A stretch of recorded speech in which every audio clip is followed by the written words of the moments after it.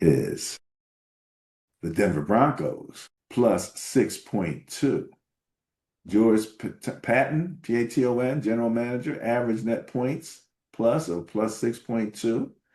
Veteran exec known for draft value and conservative roster move. Sean Payton, head coach, Super Bowl winning coach, offensive tactician with aggressive mindsets. Joe Lombardi, offensive coordinator, OC, longtime Payton collaborator, emphasizes timing and vertical spacing.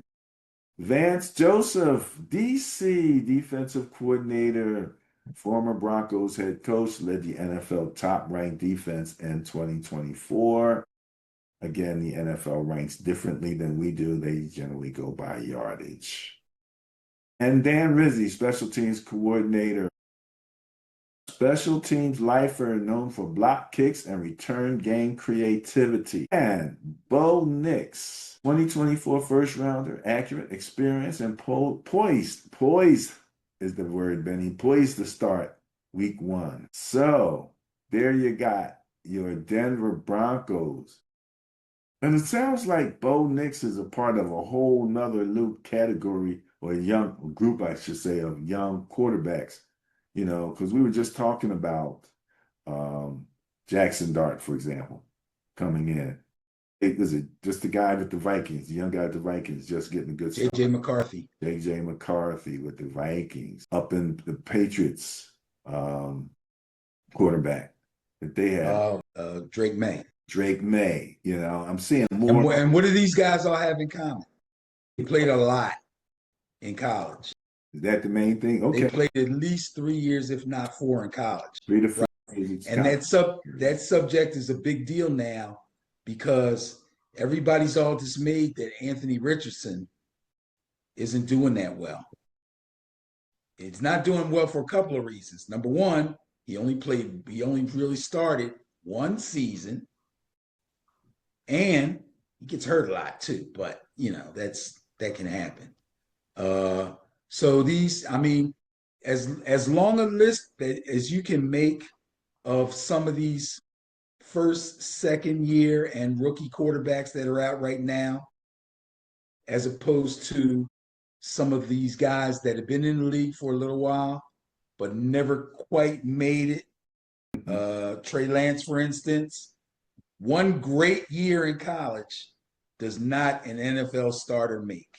It just those guys are few and far in between that can make that transition. And, yeah, that's starting to prove itself to be very true. And again, we talked about that. That was a point that you made a long time ago, and it was a learning point for me, you know, to understand how much. And so, you know, I'm seeing this group now, you know, that seems to be emerging. And if they had that all in common, they're going to be tough to deal with. With the Browns, Gabriel, is it? Dillon Gabriel. How much time did he have? Did he play a lot? He had lots of time. Yeah. He just ain't that good. He just ain't that good. I'm not saying he won't be an NFL quarterback one day. I'm just saying, right, he had a chance to do and some people said that game, the last game they played, some people said he threw the ball well for the most part. But I think that because some people were kind of trying to put him as having played as well as Shador. That's the hypocrisy of this whole thing. You did hear that though, right? You did hear that. Yes. Okay. It's not just the Cleveland Browns. It's the media too. They're all feeding into this game. All it does is make me hope and wish and pray the football guards for Shador to end up as a starting quarterback in the very near future on some NFL team. I don't care who it is. If it's Cleveland, great. If it's not Cleveland, if they trade him, if they do, I don't know what their plan was, but they are fighting to not say, dang, we almost messed this up. Good thing we grabbed him. He looked way better than Dillon Gabriel. I'm not saying Dillon Gabriel was horrible. I'm not saying he didn't throw some good passes.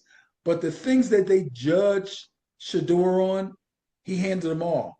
Pocket presence, command of the huddle, command of the system. I forget what they call. The play comes in, you hear it, then you have to give it to the huddle, then you get out of the huddle. Managing, That's yeah, the whole yeah, thing. all of that. He did all that. Now I did hear there's one guy who they keep bringing him on as a guest, especially Colin Coward, and he talks about Shador's feet, and there's something about his feet that he don't like, or that his Okay. somewhere in that pocket he's doing a little bits that he doesn't like. But other than that, he couldn't really say anything. You know, I thought, I thought he played well. I thought he showed that he could handle the NFL physicality because he Yes. ran away from guys Yes. when He knows when to slide. he knew when to slide. He knows when to throw the ball away. I seen him, actually in physical contact, handled it pretty well. So I didn't, it seems like he can handle the physicality of the NFL. Not saying Dylan Gabriel can't, but Shador definitely could. So okay.